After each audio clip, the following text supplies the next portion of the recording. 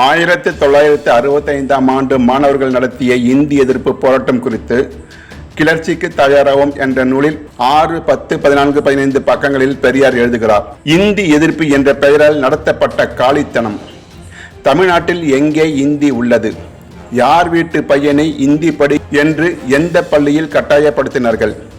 பத்திரிகைக்கார அயோக்கியர்களும் பித்தலாட்டு அரசியல்வாதிகளும் இந்தி கட்டாயம் என்று கட்டிவிட்டது கண்டு எல்லா மக்களும் சிந்திக்காமல் இந்தி என்று இல்லாத ஒன்றை இருக்கின்றதாக எண்ணிக்கொண்டு மிரள்வதா?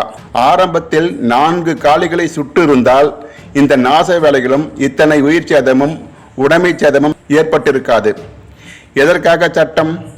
எதற்காக போலீஸ்? எதற்காக போலீஸ் கையில் தடி துப்பாக்கி? எதற்கு? முத்தம் கொடுக்கவா கொடுத்துள்ளாய்?